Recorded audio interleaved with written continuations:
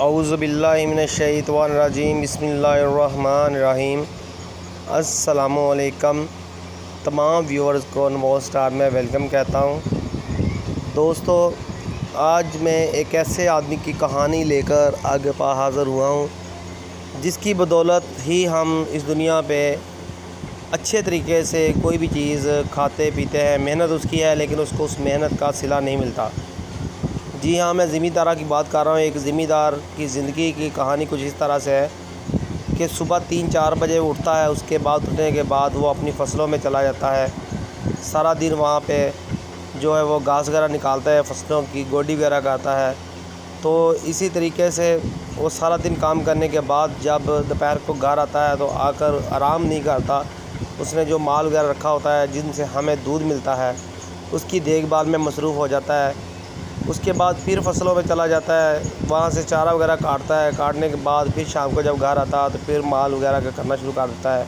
مال مویشی جو ہے ان کی دیکھ بھال میں مصروف ہو جاتا ہے جو رات 10-11 اس کو اسی طرح بج جاتے ہیں۔ تو کبھی کبھی ایسا ہوتا ہے ایک ہفتے میں 1-2 دن اس کو ساری رات بھی پانی لگانا پڑتا ہے۔ مگر ذرا سوچئے، جو گندم وہ اگاتا ہے وہ ہم تک پہنچتی ہے، یا جو سبزیاں وہ اگا رہا ہے، جو سبزیاں ہم تک پہنچ رہی ہیں، کیا اس کو اس کا معاوضہ مل رہا ہے؟ نہیں مل رہا، کیونکہ اگر وہ گندم اگاتا ہے سارا سیزن اس کے اوپر وہ خرچے اخراجات کرتا ہے، ٹھیک ہے، وہاں پہ پانی لگاتا ہے، ٹیوب ویل وغیرہ چلاتا ہے، تو پیسہ اس کے اوپر خرچ کرتا ہے، اور جس وقت وہ ٹائم اس کا جو ہوتا ہے وہ مکمل ہو جاتا ہے، گندم کی کٹائی ہوتی ہے، تو اس وقت اس کو اس کا معاوضہ بھی پورے طریقے سے نہیں ملتا۔ جی ہاں، گندم جو ہے وہ 1200 روپے من کے حساب سے جب مارکیٹ والے لیتے ہیں اسے، تو یقین کیجئے اس کے مکمل اخراجات نکال کر بھی اسے تقریباً 40-50 روپے من کے پیچھے جو بچتے ہوں گے، کیونکہ اس نے اس کے اوپر اخراجات کیے ہوتے ہیں، ان کے خرچے برداشت کیے ہوتے ہیں۔ اس کے بعد وہ گندم منڈی میں چلی جاتی ہے، منڈی سے آگے فیکٹریوں میں، اس طرح اس کے اوپر ٹیکس بڑھتے جب دوبارہ بننے کے بعد دوبارہ مارکیٹ میں آتی ہے تو پھر اس کے اوپر ٹیکس لگنا شروع ہو جاتے ہیں۔ تو اسی طریقے سے اسی گندم کا ریٹ جو 1800، آٹے کا ریٹ 1800-2000 روپے کے قریب پہنچ جاتا ہے۔ تو دوستو یقین کیجئے، یہاں پہ ایک دوست میرے نے سبزی لگائی ہوئی ہے، جب میں نے ان سے ریٹ پوچھا کہ آپ کس ریٹ پہ دے رہے ہیں تو انہوں نے کہا کہ یہ کدو وغیرہ جو تھے وہ 30 روپے دھڑی دے کر آ رہا ہے، منٹھار 30 روپے کے 5 کلو، اور جب میں نے منٹھار سے ریٹ پوچھا تو 50 روپے کلو دے رہے تھے وہ منٹھار والے۔ یہ دیکھیں کتنا منافع کما رہے ہیں وہ لوگ، جس آدمی نے یہاں سے اگائے ہیں، جس آدمی نے ان کی دیکھ بھال کی ہے، جس آدمی نے ان کو پالا ہے، اس آدمی سے زیادہ پرافٹ وہ دکاندار کما رہا ہے۔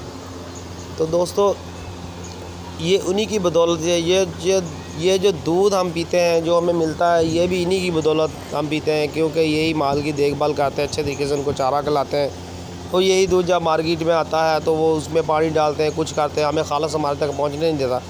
آپ کبھی کسی باڑے سے یا کسی گاؤں سے دودھ لے کر دیکھیں، یقین کیجئے اس دودھ میں اور جو آپ شہر سے یا مارکیٹ سے دودھ لیتے ہیں اس دودھ میں ہزاروں کا فرق ہوگا۔